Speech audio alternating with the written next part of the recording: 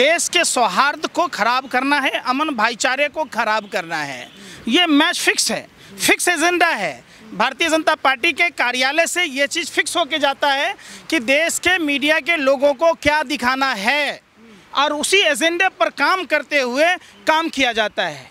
बात करनी थी कानपुर की, ये बात करते हैं काबुल की।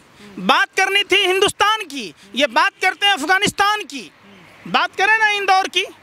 एक आप समझिए, चूड़ी बेचने वाले के साथ रक्षाबंधन का त्यौहार, भाईचारे का त्यौहार और प्यार मोहब्बत का त्यौहार, भाई बहन के प्यार और मोहब्बत का त्यौहार, उस दिन ये इस तरीके की जो घटना होती है, इसके पीछे सिर्फ देश के मीडिया और जो भगवाधारी तालिबान हैं उनकी मंशा है।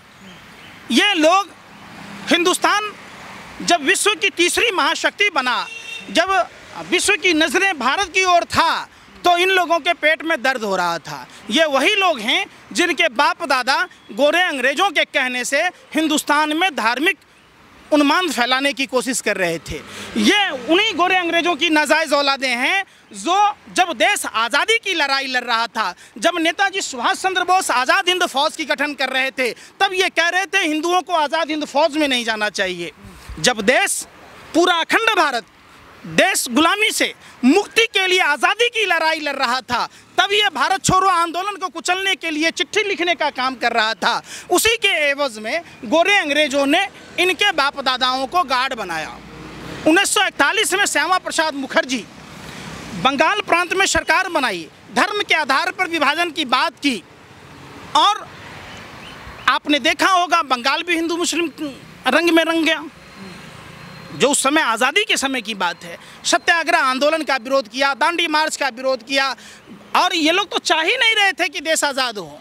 गोरे अंग्रेज नहीं चाह रहे थे कि देश आज़ाद हो। जाति के नाम पर, धर्म के नाम पर, भाषा के नाम पर, प्रांत के नाम पर गोरे अंग्रेजों ने इनके हर तरह के प्रयोग किए, साजिश किया, षड्यंत्र किया।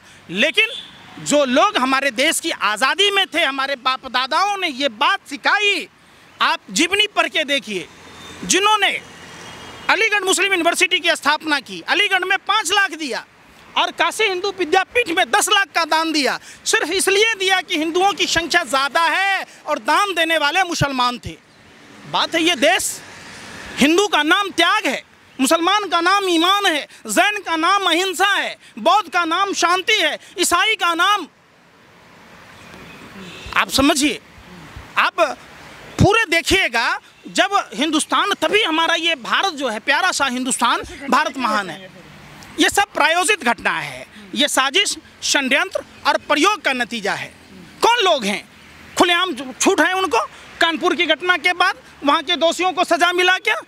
लोकतंत्र के मंदिर के बाहर, संसद मार्ग थाने के बाहर जो लोग दंगाई बलवाई थे, उन्हें सजा मिला क्या? जो आदर्श नगर में जहाँ दंगाइयों को रोकने की कोशिश की SHO चंद्र प्रकाश भारद्वाज, उनको सस्पेंड कर दिया गया और दंगाइयों को पुरस्कृत किया गया। कौन लोग हैं? वहाँ के गृह मंत्री नरोत्तम मिश्रा कहते हैं कि वो चूड़ी वाला अपना नाम बदल के हिंदू बन के चूड़ी बेच रहा था।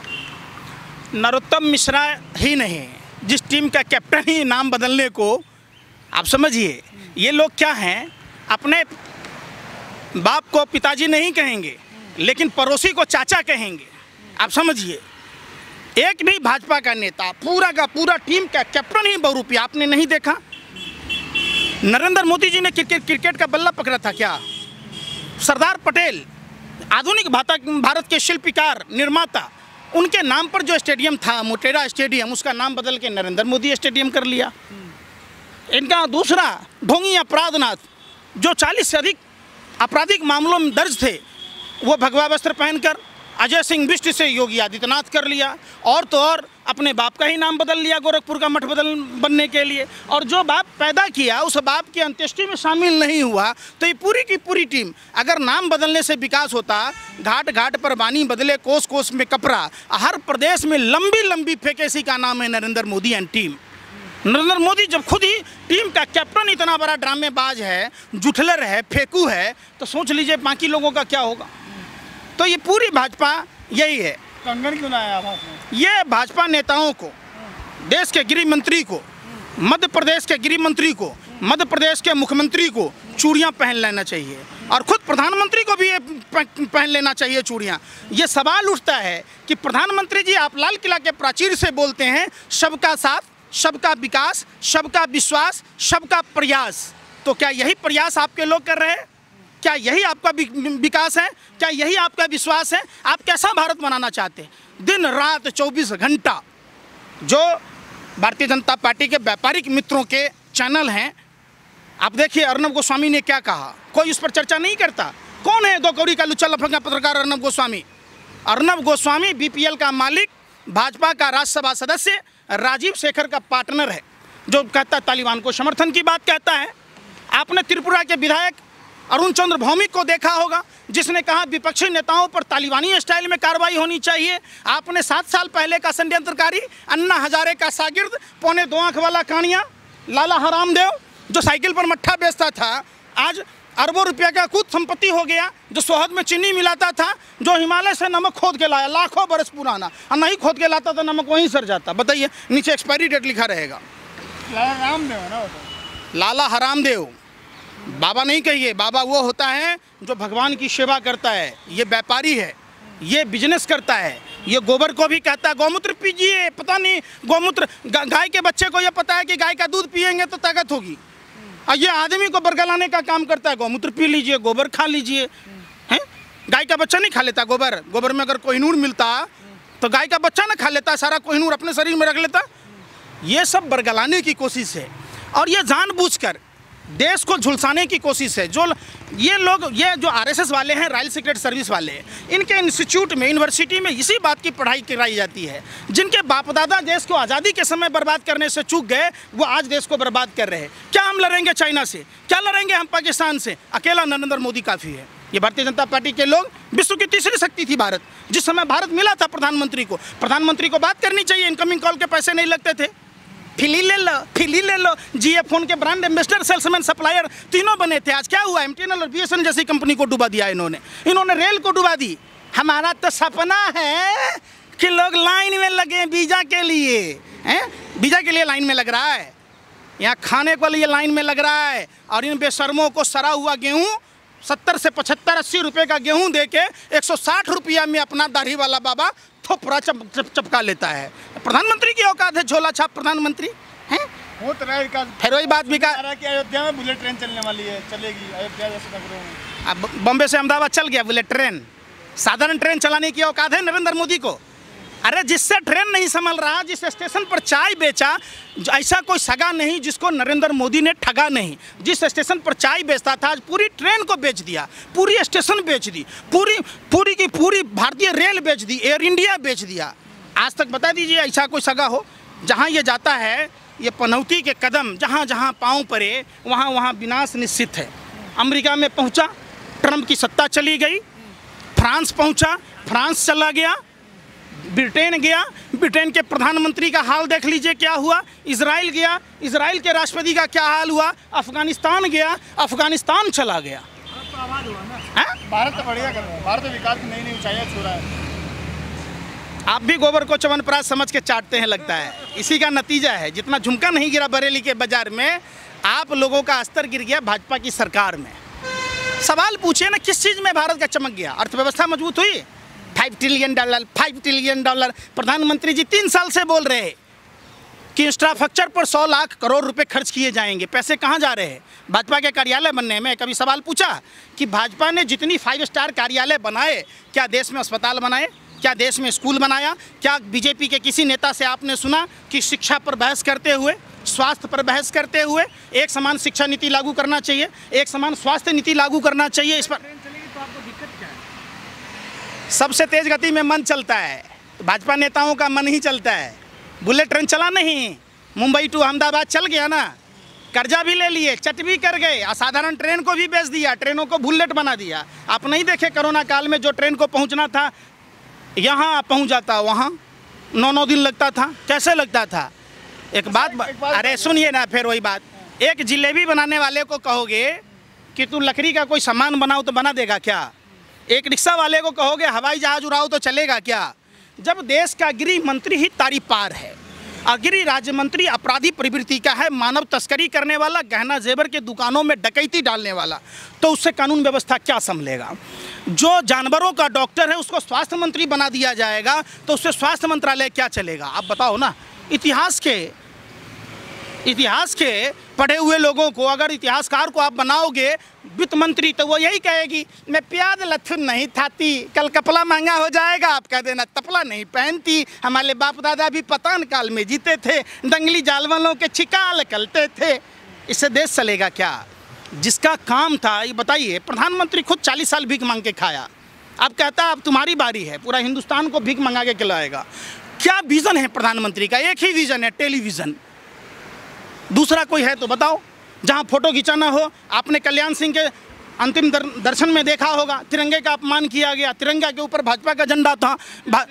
अरे फिर सुनिए, अंतिम इच्छा थी, राष्ट्र सर्वोपरि श्रद्धांजलि। सही बात है, मैं भी देता हूं कि वो देश के नेता थे, तो तिरंगा का अपमान करके कीजिएगा। भाजपा के कार्यालय पर तिरंगा नीचे था, आओ भाजपा का झंडा ऊपर था, नहीं दिखा। ये देशद्रोही लोग कौन लोग हैं जिनके बाप दादा 50 साल तक हिंदुस्तान में झंडा नहीं फहराया, बाबा साहब अम्बेडकर का पुतला जलाया। ये लोग अखंड भारत को खंड खंड करने वाले लोग। सिंध प्रांत में किसकी सरकार बनी थी पता है आपको। पत्रकारिता करते हैं, बेशर्मो शर्म ही नहीं आती। आप इतिहास पर हो ना। 1943 में आरएसएस और हिंदू महासभा ने मुस्लिम लीग के फजाओ उसके गुलाम हुसैन अब्दुल्ला खां और जिन्ना के साथ सिंध प्रांत में सरकार बनाई, अखंड भारत को खंड खंड किया। आज वही लोग अपने आप को कहिए राष्ट्रवादी है तो पुलवामा घटना की जांच करा ले। खेत में अगर पराली जलेगा सैटेलाइट बता देगा।